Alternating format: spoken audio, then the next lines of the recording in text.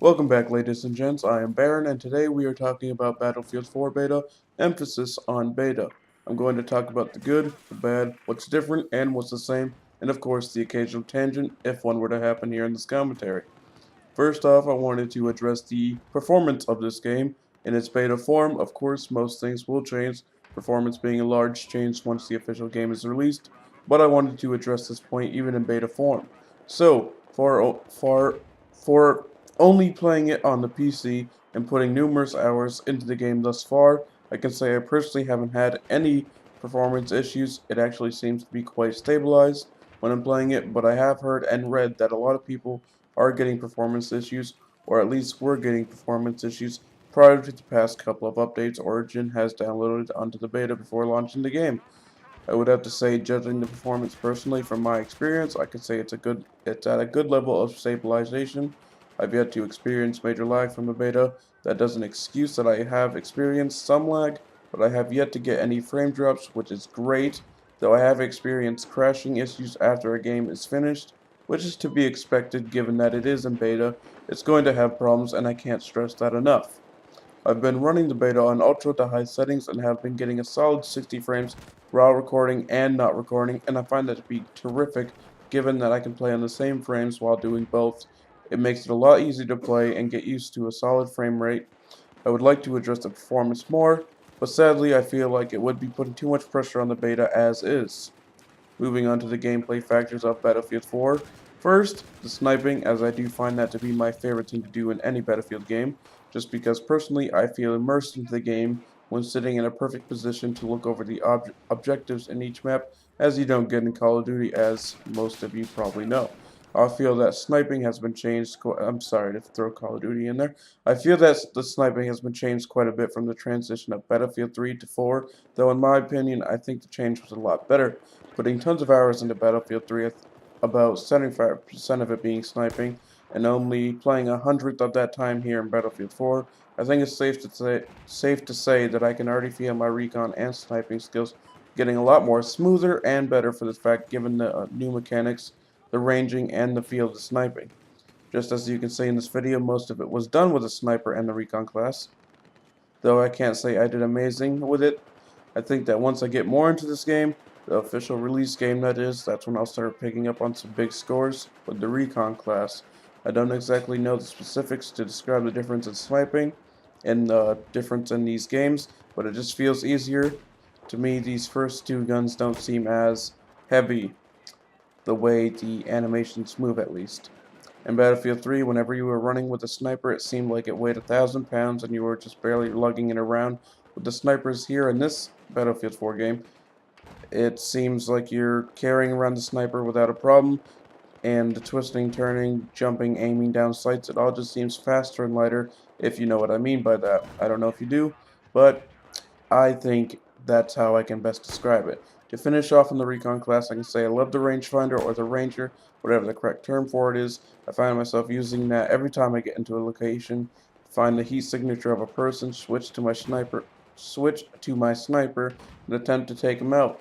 I believe you see me do it numerous times on top of the roof in the road to the left corner of it because it's just so much easier to locate a player than looking through a ×8 scope.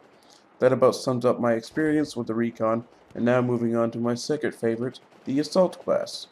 Starting off with the AK-12, I believe it's called, attached with the Cobra sight, I believe that's attached onto it, and a laser sight. The gun handles extremely well if you're looking for a range. You can expect that. In this gun, full auto is not the type to conserve ammo. You can expect this gun to hit its target from long range.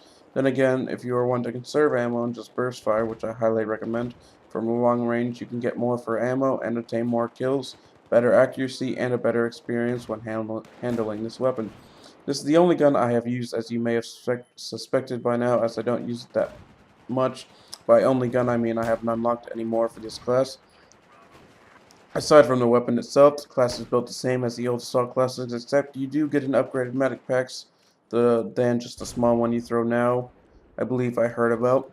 The defibs are a lot slower to charge up and hit a guy with them as it should be, rather than being a psychotic medic running out into the middle of a firefight as you would in Battlefield 3 if you are a point scavenging douchebag. and just heal everyone you can see with the defibs instantly, and then make it safely back to some spot while obtaining 100 points per revive, and then leaving your teammate to just die as soon as he gets brought back to life. Oh god, that was a doozy. Third, the engineer class built the same as in the previous battlefield, but nonetheless the best class to play, I personally believe, when you want to support your team. I do think they should call this the support class, though engineer works just as good. I sadly forgot the name of the starting weapon while doing this, but I can say the rate of fire on it is definitely insane.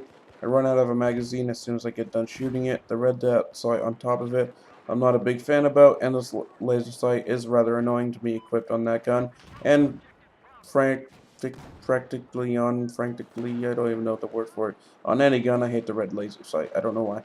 And I like to switch it off whenever I'm using it. The RPG feels a lot better than in the last game, though, as in the beta I was actually able to attain a one-hit kill with the RPG about 80% of the time when aiming right at the person or at the person's feet, whereas in Battlefield 3 I would maybe get a one-hit kill 30% of the time with the RPG, rough estimate, but possibly a 50% hit increase from the transitions of this game and my personal experiences.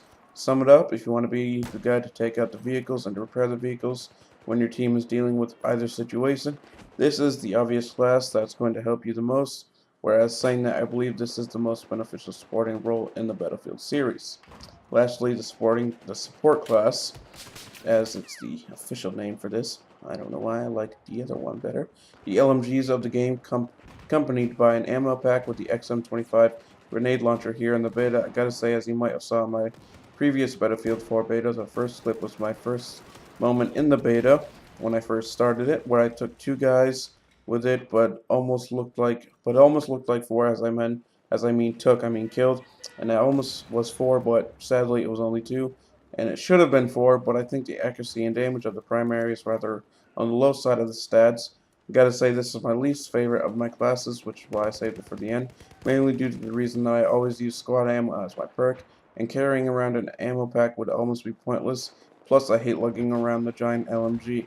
The best thing about this class, though, has to be the XM25, where it has barely any drop to it when you shoot it, maybe none at all, and the damage on it definitely varies. Sometimes one grenade, sometimes all the grenades, but it's definitely the best part of this class personally, I believe.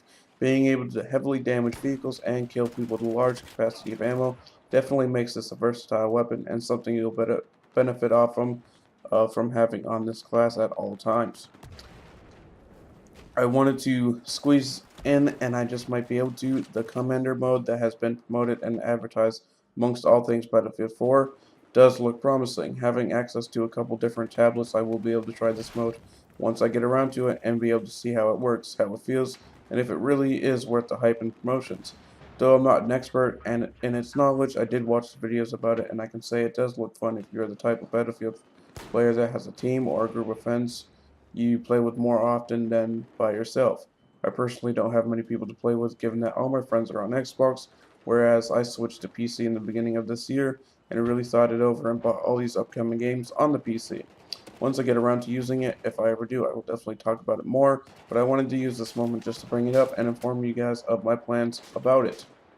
This has been Battlefield 4 Beta. Thanks for watching, everyone, and I'll see you in the next video.